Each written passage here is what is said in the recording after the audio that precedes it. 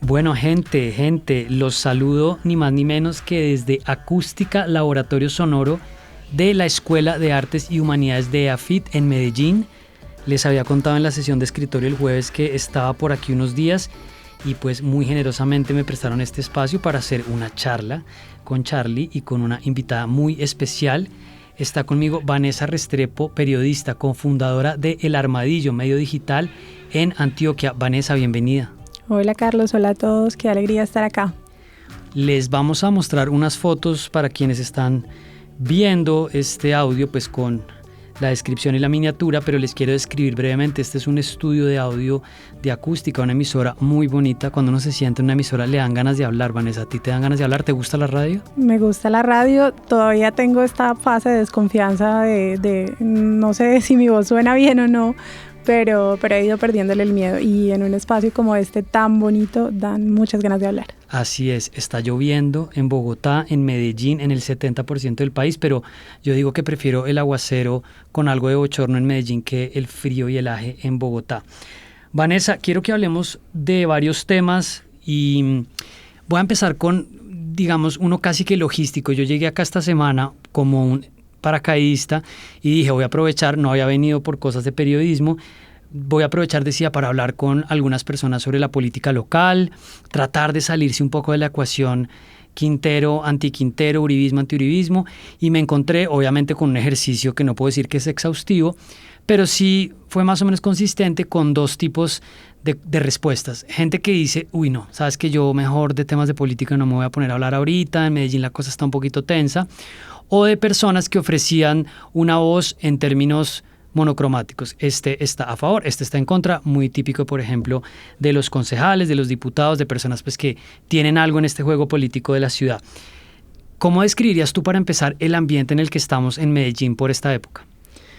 Es una palabra que detesto, pero que es la que mejor se acomoda a la situación y creo que es polarización. Sí. Un poco de una división donde la gente no escucha, al contrario, donde hay unos bandos ya creados, tal vez un poco consolidados desde el discurso de yo estoy a favor de Daniel Quintero y lo que él representa, y eso significa que estoy en contra de la clase empresarial o de cierto tipo de poder tradicional que ha tenido Antioquia, o estoy en el bando contrario. Y yo creo que eso tal vez ha sido en el escenario local un poco nuevo. Siempre hemos estado como el bastión uribista de Colombia, donde hay uribismo y un antiuribismo pequeño, o una izquierda pequeña y una derecha muy consolidada, y ahí había una confrontación de discursos, pero en lo local, digamos que es tal vez en mis más de 10 años de ejercicio de periodista, la primera vez que yo siento como el ambiente tan dividido, como tan crispado, y donde el discurso ya no está en argumentos, sino también un poco como en este asunto de hacerse viral, quién pone el tweet que tenga más compartidos, o quién indigna hace más. Exacto. Y eso va en contra de los intereses de la ciudad, me parece a mí. Esta es una opinión muy personal, básicamente porque estamos dejando de lado lo objetivo, lo que está pasando con la ciudad, si está bien o mal, para simplemente decir es que si lo hizo Quintero está mal, o es que si él lo tocó era porque estaba bien y ahora ya no funciona. Sí. Es muy, muy, muy compleja la situación, y el escenario electoral del próximo año yo creo que nos va a poner un poco más compleja la situación, pero tal vez va a decantar un poco como esos bandos que hoy, incluso hoy a estas alturas del partido, están un poco mezclados. Yo hablaba el jueves de que esta semana fue el diálogo regional vinculante, precisamente este jueves, y ponía un fragmento de un video del alcalde Daniel Quintero, pues donde él ya anda con micrófono en la solapa, tiene su camarógrafo propio, y muy por la línea de lo que tú dices, está actuando para la cámara, pensando mucho en el tuit, pensando mucho en la declaración, y él entraba a Plaza Mayor, había unos uribistas o críticos de su gobierno, creo que le tiraron pintura a algunas personas que venían con él, y están respondiendo ellos, no más Uribe, no más Uribe, y está incluso en un momento el alcalde con un megáfono. La campaña aquí ya empezó. Hace rato empezó.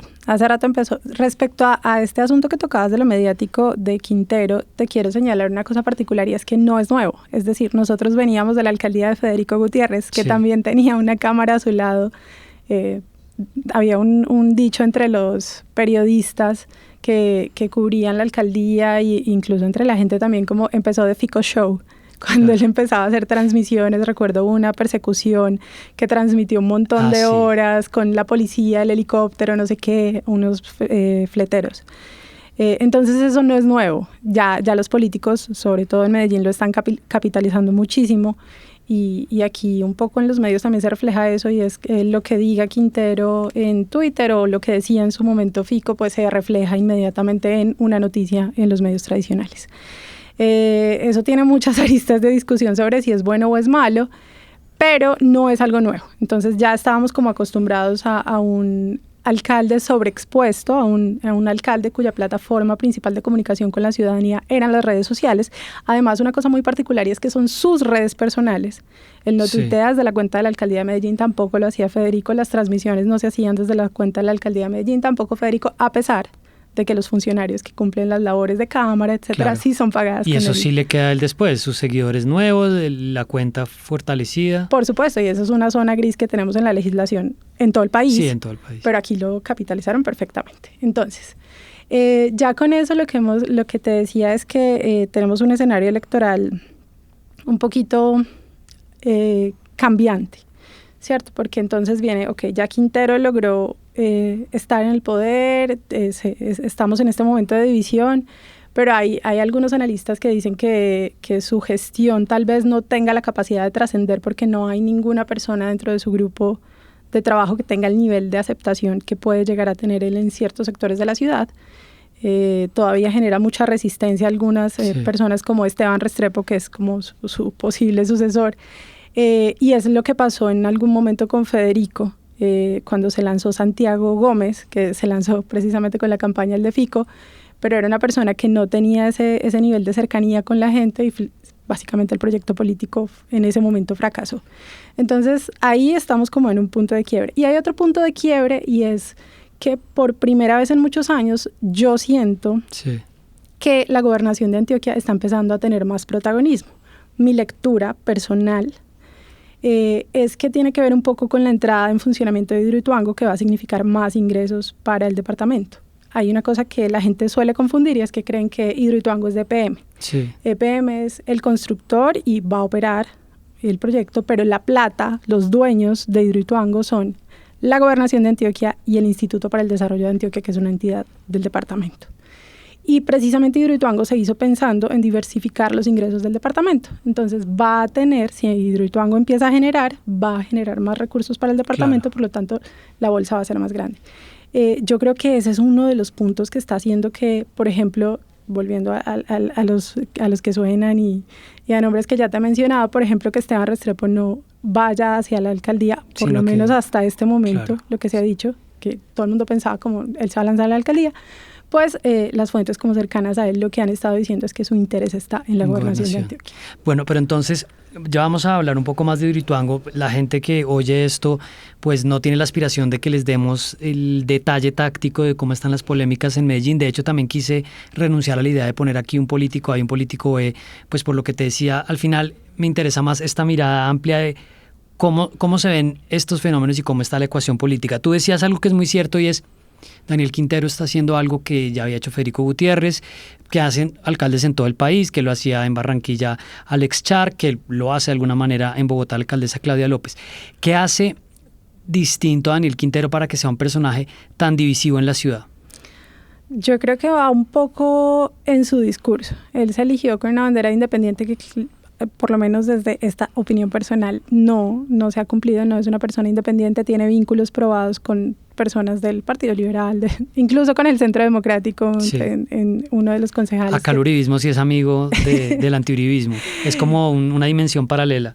Sí, yo creo que, bueno, entonces él se elige con esta bandera de lo independiente, pero lo que empieza a hacer es crear un discurso, y esto ha sido como una narrativa, ya no un discurso, sino una narrativa es que en la ciudad todo parecía estar bien porque el poder lo tenían los empresarios, y los empresarios resulta que son lo peor y estaban acabando con todo, y todo estaba mal porque la plata era para ellos. Y entonces creó como este enemigo interno, y ese discurso ha calado en ciertos sectores de la ciudad. no en todos, pero sí ha tenido aceptación, y eso es lo que hace que algunas personas cada vez que atacan a Daniel Quintero dicen, no, es que eso lo mandó el GEA. Ese es, ya ahora no es uribismo y antiuribismo, que claro, también en este momento Quintero está volviendo a traer como ese discurso por lo electoral, pero si tú revisas los discursos de él y sus publicaciones en redes sociales en los últimos 2 años, sacando el periodo electoral de la balanza, sí, y ya el enemigo no era el uribismo, sino que era el empresariado, claro, ¿cierto? El GEA. De hecho hay un sticker. Su castrochavismo de uso personal, claro. Claro, entonces hay un sticker de WhatsApp muy famoso con un personaje de History Channel que dice Aliens, bueno, ya es Quintero diciendo el GEA. Ya sé cuál meme es, creo que lo vamos a buscar para ponerlo por ahí, sí. Pero es bastante disidente de la situación, o sea, es un extremo ya cómico, pero es un resumen de lo que está pasando. Entonces había un enemigo que era en elecciones el uribismo, pasan elecciones y empieza a ser el GEA, y ahora estamos volviendo a periodo electoral, entonces volvemos a hablar de vamos a acabar con el uribismo, que fue lo que precisamente dijo hoy Daniel Quintero cuando anunció la salida de varios funcionarios de la alcaldía que van a empezar en este camino electoral. Esto pasó esta semana, ellos van ya hoy en la mañana. Hoy pasó, hoy viernes cuando grabamos esto, se tomaron decisiones de varios funcionarios que se van, entre ellos María Camila Villamizar, que en su momento sonó para ministra de las TIC de Petro. ¿Para dónde va ella? No sabemos exactamente las intenciones. Yo no creo que se vaya a lanzar a un cargo local, entre otras porque es una persona muy desconocida y porque, querámoslo o no, y esto va a ser muy polémico, espero no me puteen mucho, pero cuando alguien de fuera de Medellín se lanza a un cargo de poder en Medellín, sí surge un poco de ese espíritu regionalista de es que usted no es de acá, usted no conoce los problemas de acá. Que eso fue un factor también en el que Quintero no era un paisa que estuviera en Medellín. Él se había ido y regresó aquí a hacer su... Eso se lo sacaron los antis, pero claro, él sacó su carta de yo nací en Tricentenario, que es un barrio popular, estudió en la Universidad de Antioquia, sí. Entonces él tiene arraigo acá. María Camila no. María Camila no. Llegó con Daniel Quintero, o sea, llegó hace menos de 2 años. Entonces no creo que por lo menos ella a un cargo público se vaya a lanzar, pero entonces tenemos a Esteban Restrepo a gobernación, probablemente André Uribe a consejo o alcaldía. Creíamos que Juan Pablo Ramírez, que era su secretario de participación y que estuvo muy activo en la campaña de Petro, iba a estar en la alcaldía, pero ahora lo nombraron secretario de gobierno. Entonces no tenemos como muy claro qué vaya a pasar, pero entonces hoy Quintero dijo que estábamos empezando una nueva etapa y que sus funcionarios, a los que describió como un equipo que ha trabajado sin descanso por Medellín, joven, comprometido e inteligente, iba a salir a derrotar definitivamente el uribismo. Esas fueron las palabras que están como en sus redes sociales. Entre los que anunció pues que se iban está André, que es la que ya te dije, Ana María Valle, que fue la secretaria de las mujeres, que también es una persona que... digamos que dentro de la ciudad los podría ver uno como en el consejo o algo así, porque no tienen, hasta hoy, a esta hora no tienen la visibilidad suficiente como para que uno diga podría aspirar a la alcaldía. Pero sí, están personas sí, como que trabajaron en distintas partes del gabinete y tal vez, y esta es la lectura que he conversado con varios politólogos, su intención sea tener una representación más grande en el consejo que apoye a quien vaya a ser su figura para la alcaldía. Bueno, un par de cosas más de Quintero porque quiero también hablar del gobernador que en el discurso, en el debate nacional y particularmente en Bogotá al final uno sabe bien en dónde está. Quintero entonces logró frenar, que es lo que mismo que pasó con Peñalosa cuando era alcalde, la revocatoria del mandato con el tema de las firmas y los requisitos en el Consejo, pasó en el Consejo Nacional Electoral o en el Consejo de Estado, ya no estoy seguro cuál es el que revisa el tema de las firmas, pero bueno, porque ahí hay una parte que lo hace uno y otro lo hace otro, pero bueno, el caso es que frenó la revocatoria del mandato. ¿Qué pasó con esa oposición? ¿Eso se diluyó? ¿Eso quedó ahí en el aire? ¿Y cuál sería la perspectiva en la que queda la ciudad antes de que te sume otro punto ahí?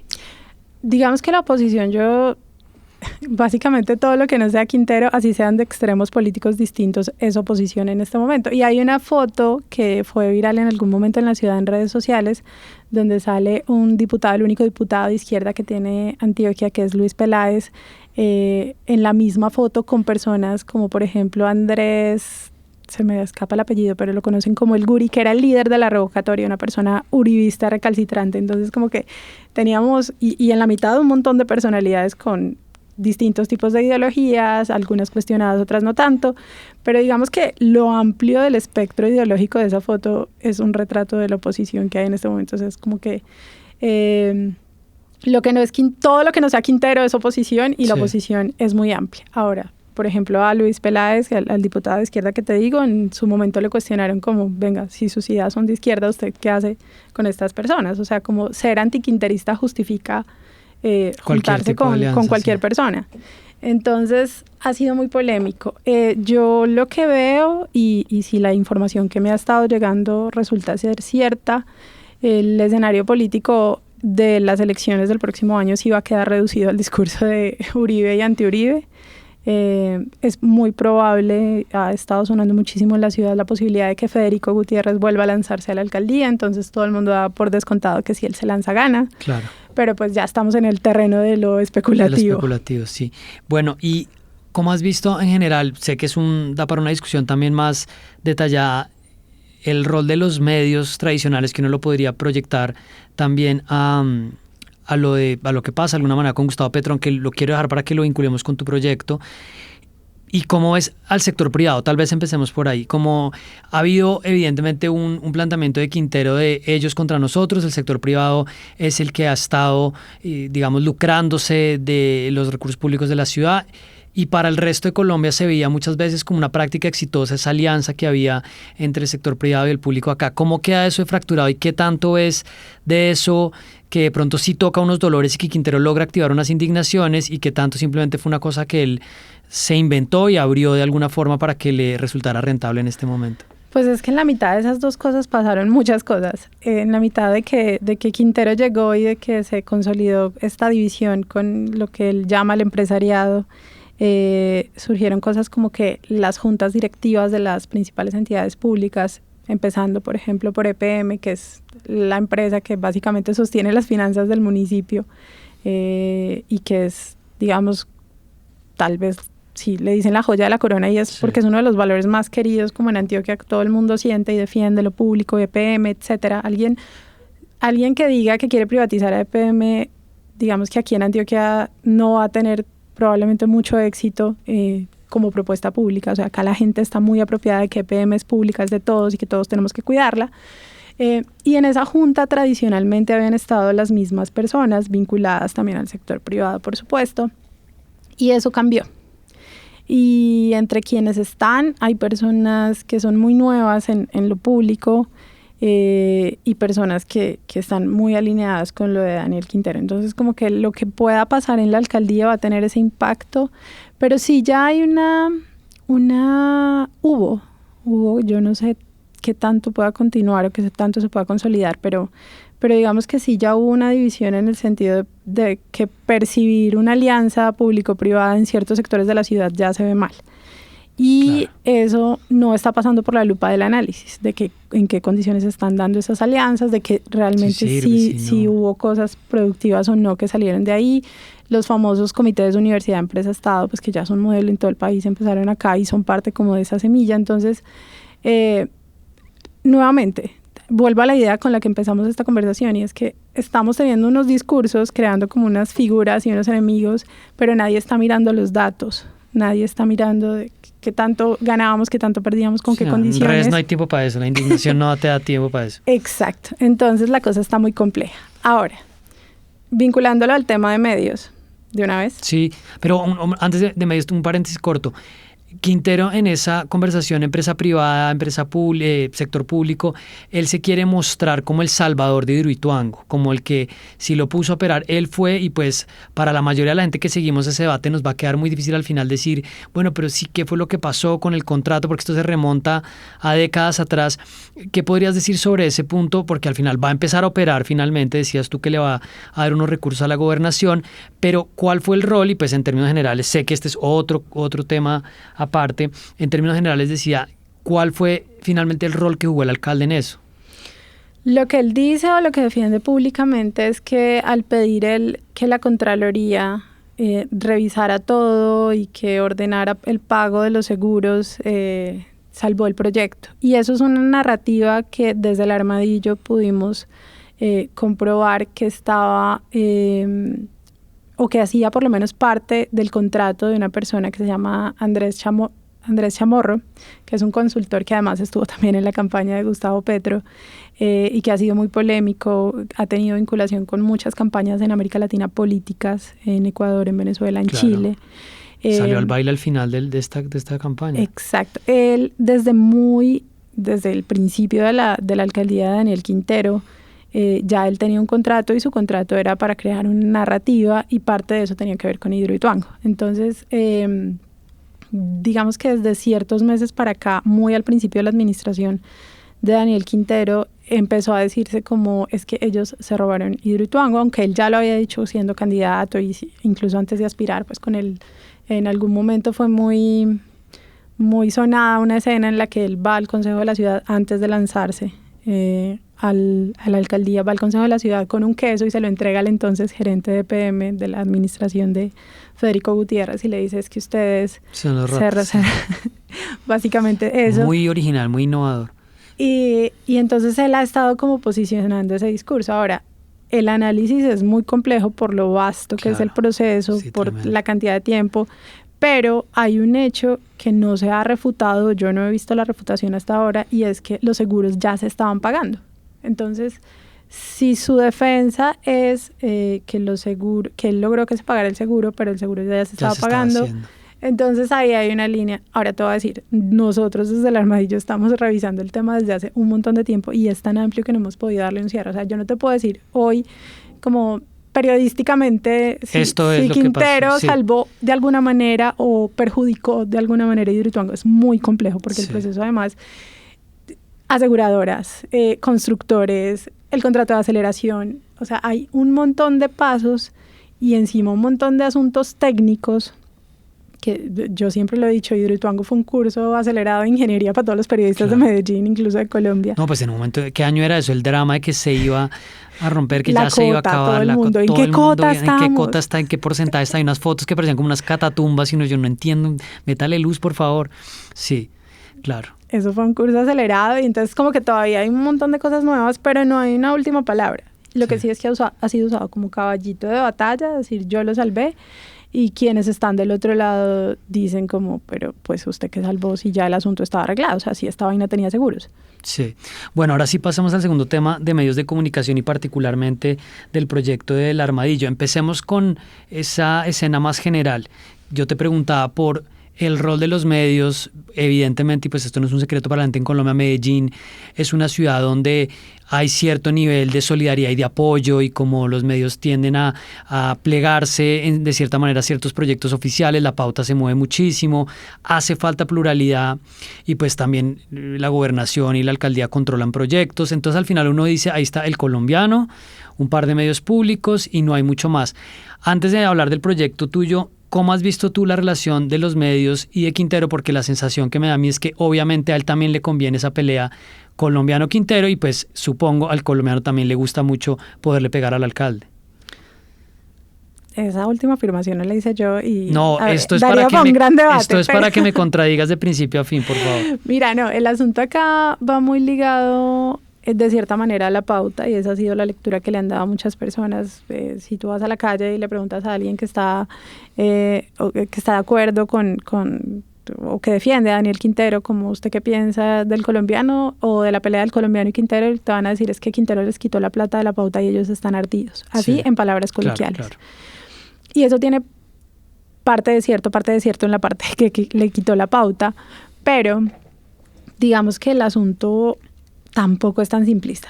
Entonces vamos de lo general a lo específico. Es real que en Medellín medios privados grandes, tal vez solo existe El Colombiano, hay muchos proyectos barriales, muchos proyectos de medios de comunicación comunitarios, pero si tú eres un periodista recién egresado en Medellín, tus opciones laborales de medios grandes, claro. Lo que en Bogotá sería Caracol, acá es El Colombiano, Telemedellín, Teleantioquia. Telemedellín y Teleantioquia, que son los dos canales públicos, uno de la alcaldía y otro de la gobernación, porque los demás medios, Caracol Radio, todos los radiales, RCN. Caracol, RCN, Blue, tienen corresponsales. Claro. Entonces, tal vez RCN y Caracol tienen un equipo de noticias un poquito más grande, pero nunca pasan de ser más de 5 a 10 personas. entonces son equipos reducidos. El colombiano es lo más grande que tiene en medios de comunicación Antioquia.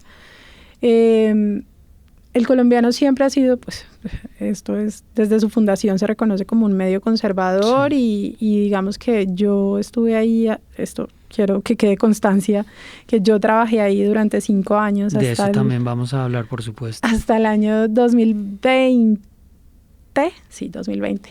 Y desde ahí vi, por ejemplo, cercanía en algún momento con la alcaldía de Federico Gutiérrez, animadversión a la alcaldía de Daniel Quintero, pero también vi que esa animadversión, o digamos que ese asunto que a veces pasa en el nivel directivo no siempre se refleja en la redacción. Es decir, aunque en su momento la directora del Colombiano era muy cercana a Federico Gutiérrez, había muchos periodistas que estaban investigando y siendo muy juiciosos, reporteando lo que estaba pasando en esa alcaldía. Y lo mismo al contrario, aunque en este momento las directivas del periódico no son afines o no se reconocen afines a Daniel Quintero, dentro del equipo hay gente que investiga a favor y en contra, o sea que tienen muy claro el papel de los medios. Claro. Y ha habido confrontaciones de Daniel Quintero, incluso a mí me tocó una en la que como que, es que yo le quité literalmente, esto fue en tweets, como en el 2020, como yo le quité la pauta al colombiano y el colombiano sacó esta investigación. Era una investigación que yo había hecho sobre las personas que eran como sus consejeros en la sombra, y yo recuerdo que yo le dije en Twitter como, venga, a mí no me están dando órdenes, o sea, mi trabajo no tiene nada que ver con mi empleador. Y esa situación, que te la digo a título personal, yo sé que se ha repetido con varios colegas y no solamente en el colombiano. Ahora, el asunto de la pauta también ha marcado, el de la plata pública para pauta oficial, también ha marcado un poco la situación de la relación con los medios. En este momento, por ejemplo, hay un medio que ya lleva bastantes años y que tiene una buena cantidad de tráfico, que es Minuto 30. Es un portal, digamos, como de noticias muy ligeras que tiene... A ratos en el borde del fake news. Tiene entre sus términos y condiciones una cláusula que dice que ellos no garantizan que la información que hay en el portal sea verídica, que sea real y verídica y actualizada, algo así. Más o menos esas palabras. Esto es periodismo, pero no es periodismo. Algo así, pues como que no te garantizamos 100% que esto sea, veraz, que la información sea veraz. Minuto 30 ha recibido una cantidad de pauta muy importante. Nosotros desde el Armadillo hicimos una investigación sobre quiénes estaban recibiendo dinero de la alcaldía y por supuesto el colombiano bajó sustancialmente y tal vez en mayor medida, incluso más que lo que se redujo en el colombiano, aumentó en Minuto 30. Y claro, uno iba a ver y había un despliegue noticioso, un cubrimiento de cosas de la alcaldía, siempre con un espíritu favorable, y uno no, a nosotros que pues, esto el ciudadano del común tal vez no lo vea, pero yo sí me preguntaba como qué de esto es pauta, qué de esto es contenido patrocinado, porque no estaba el disclaimer por ningún lado. Fronteras ya. Y luego llegamos a un escenario aún más extraño, que fue una investigación de mis compañeros Manuela Garcés y Juan David Ortiz, que sacamos hace como un mes, y es que encontramos que buena parte de la pauta oficial de la alcaldía se estaba yendo a portales que o no existían como medio noticioso, es decir, que eran un portal donde cargaban, no sé, los boletines de la alcaldía de Medellín, o reproducían cosas de otros medios, y estaban recibiendo un montón de dinero de pauta, incluso medios que decían ser, había uno que se llamaba La Pasilla y decía que era del Eje Cafetero, pero entonces lo contrataron diciendo que iba a posicionar la imagen en Antioquia. Un montón de medios recién creados, un montón de medios muy chiquitos, sin un periodista. Yo le preguntaba a mis colegas, como usted conoce a alguien de estos medios, nadie conoce a los periodistas de esos medios, pero son los que están llevándose un montón de plata. Y al menos en un porcentaje relevante, muchos de esos medios tienen relación con otras personas de la política local. El caso puntual, Alejandro Toro, representante de la Cámara por Antioquia, era el dueño como de 8 de esos medios. Él a través, o sea, él directamente o él a través de su esposa, su cuñado, empleadas, ¿cierto? Y es muy curioso porque Alejandro Toro, antes de llegar a ser representante de la Cámara, dirigía una fundación que es la que le certifica la experiencia laboral previa a buena parte del gabinete de Daniel Quintero. Entonces, como que esos manejos de un montón de plata para información que se están yendo a medios que no hacen periodismo, que ni siquiera hacen contenido propio, porque literalmente son los boletines de prensa de la alcaldía o cosas de otros medios, Entonces como que no hay muchos incentivos a que haya periodismo, otras voces en el periodismo local. Ahí hago un paréntesis para aclarar que por supuesto hay muchas emisoras en frecuencias AM y FM o programas dentro de las emisoras, pero son espacios puntuales. Digamos que un medio que se dedique, como El Colombiano, a reportar constantemente lo que pasa en Antioquia más allá de los canales públicos de los corresponsales, y El Colombiano no existe en la ciudad. Entonces digamos que ahí entra Quintero a acentuar los problemas de un ecosistema que depende muchísimo de la financiación pública y que de alguna manera siembra una suspicacia, pero a la vez sí está sucediendo. Y pues lo que tú me describes, yo dirigí la Fundación para la Libertad de Prensa hace mucho tiempo ya, 17 años creo, y la publicidad oficial, las prácticas que tú me estás describiendo son las mismas, con la única diferencia, y no solo en Medellín, digo, esto nosotros lo hablábamos en Cartagena, lo hablábamos en Manizales, en Bogotá, por supuesto, con la única diferencia decía que pues ahora tenemos a los influenciadores que contrata Quintero, a los blogs, pero lo que tú describes también está pasando, por ejemplo, con Nayib Bukele en El Salvador, casi que igual, medios de comunicación que están poniendo una información que nadie sabe quién la puso, que repostean cosas oficiales y que con eso ya cobran. Pero bueno, en ese contexto tú creaste con otro grupo de periodistas El Armadillo, que según entiendo es un medio digital de política en Antioquia que se asemeja o que sigue de alguna forma algo similar a La Silla Vacía, podríamos decir, o similar a Cuestión Pública. Háblanos un poco del comienzo de ese proyecto en este contexto en el que estábamos describiendo. Bueno, entonces te tengo que ubicar en el año 2020, sí, cuando hay una denuncia de acoso sexual contra el alcalde Daniel Quintero. En ese momento yo estaba en El Colombiano y quería investigar el tema, pero pues me dijeron como no hay pruebas, no hay un video, no hay nada muy contundente, entonces no nos podemos meter con eso.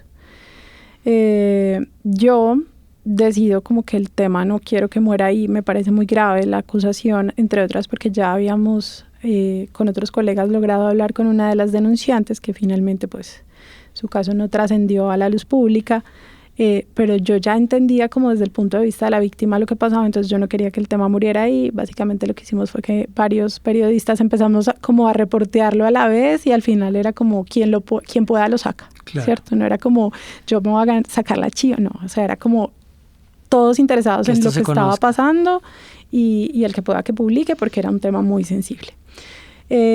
Termina la reportería y yo estaba hablando en ese momento con Juan David Ortiz, que es el director de La Urbe, que es el periódico de la Facultad de Comunicaciones de la Universidad de Antioquia.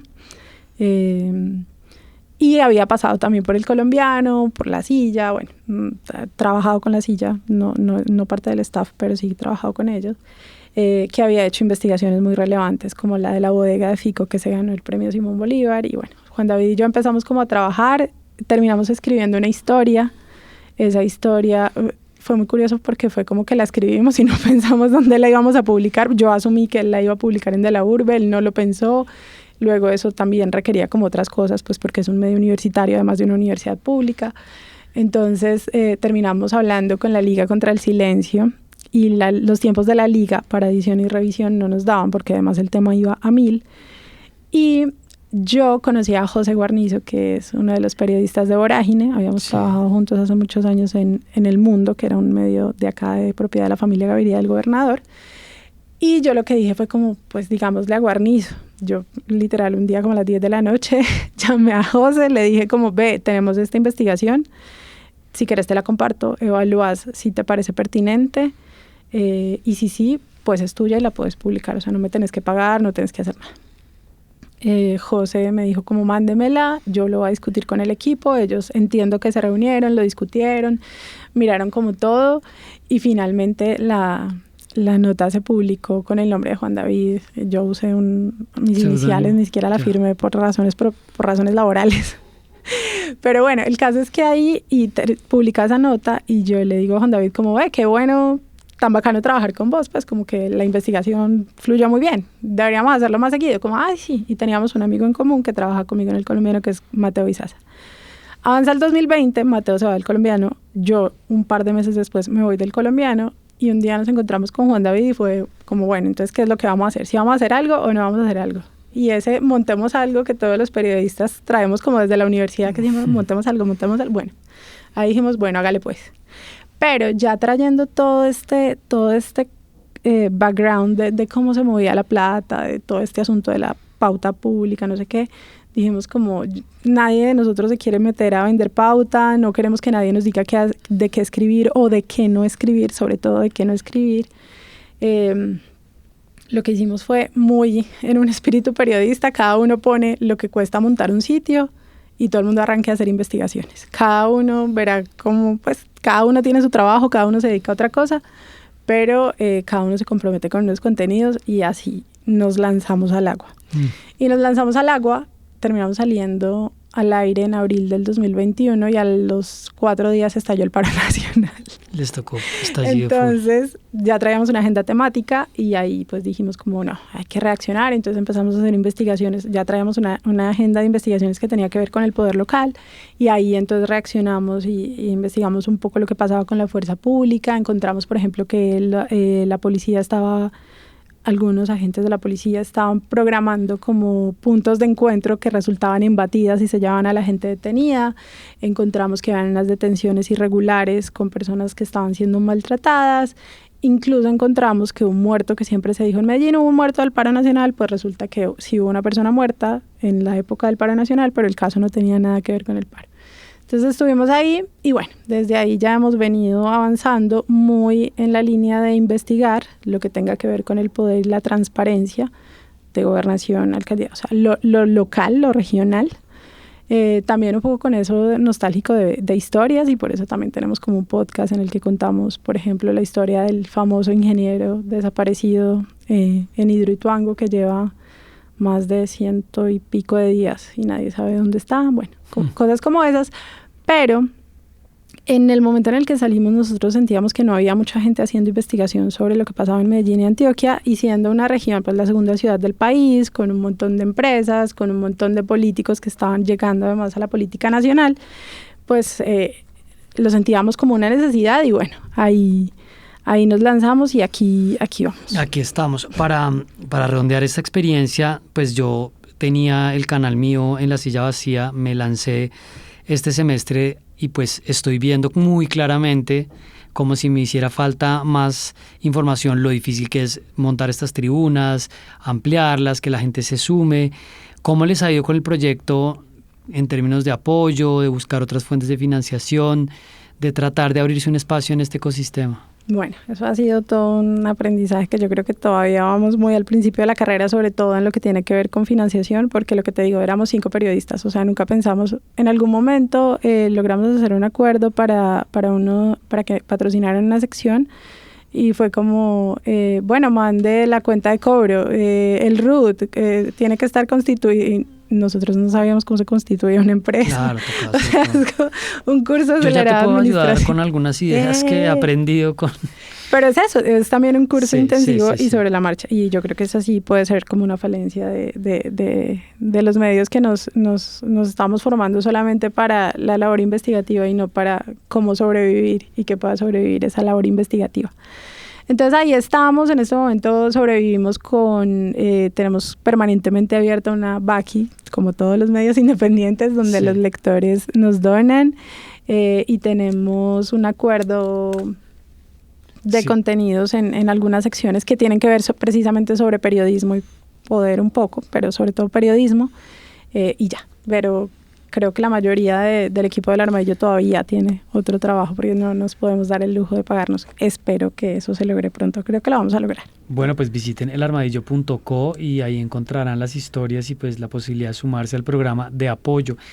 Bueno, Vanessa, para ir cerrando, pues porque además este es un tema muy importante para ti, que además fue importante en medios nacionales, y es el caso del que tú fuiste víctima de acoso sexual en El Colombiano. La Corte Constitucional en junio de 2021 falló en contra del Colombiano y a favor tuyo por considerar, y simplemente lo generalizo, que había ignorado los protocolos para el manejo de este tipo de casos de abuso sexual dentro del periódico.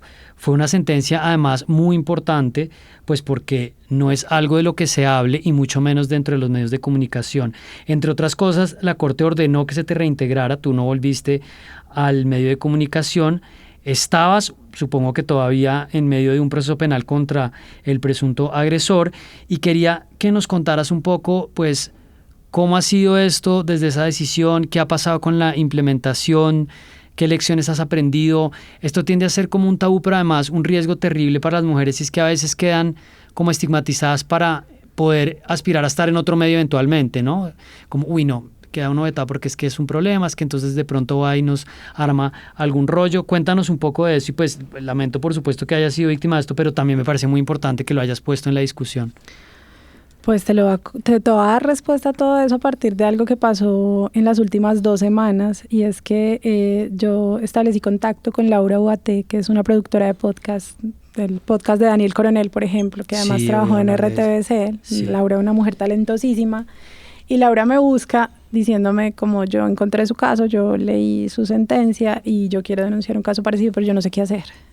Y entonces, bueno, Laura, pasan muchísimas cosas. Laura tiene la valentía de contar públicamente su caso, lo hizo la semana pasada en un artículo que publicó Volcánicas, diciéndole a RTBC la invitó a un evento en RTBC, de podcast, claro. Y en RTBC fue que ocurrió este acoso.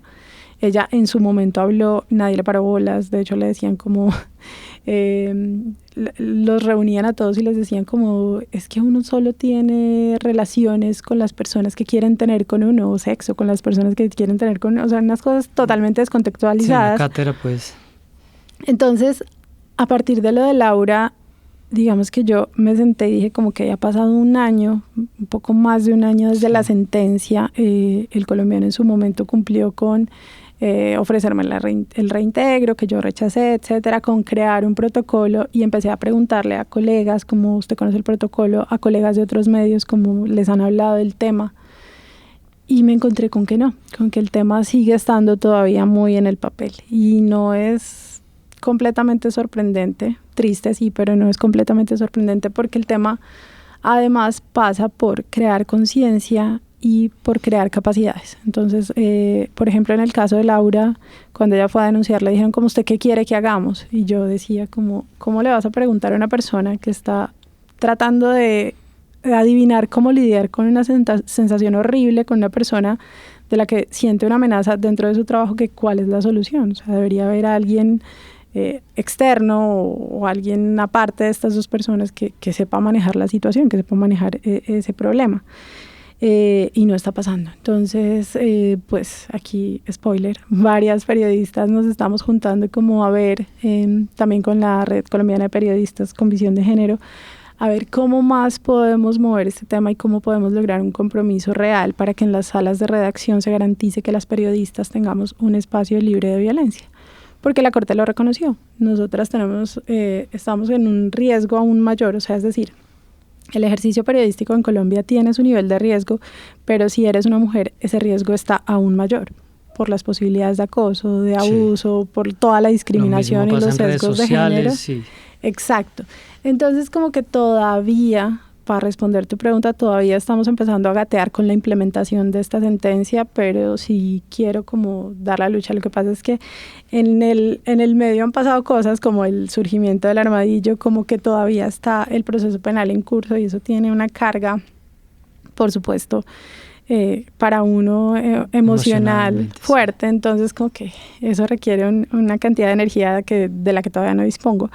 Pero espero hacerlo, y creo que también un poco de esa labor se ha estado replicando, esta labor de empezar a preguntarnos, por lo menos, se ha estado replicando en las universidades, o sea, ya en las universidades de Medellín, y creo que en todo el país estamos empezando a que las estudiantes marquen límites con sus docentes, que denuncien los acosos, y yo creo que eso tal vez, yo no sé si va a requerir un relevo generacional, espero que no, pero sí siento que las generaciones que vienen ahora, que están en las universidades estudiando periodismo, tienen un poco más de sensibilidad sobre el tema, y en esa medida van a ser capaces de pararse frente a su empleador y decirle, deme garantías de esto, sin el miedo que durante muchos años tuvimos muchas, de que voy a quedar vetada, de que me van a despedir y de que no voy a poder seguir haciendo lo que me gusta hacer, que es periodismo.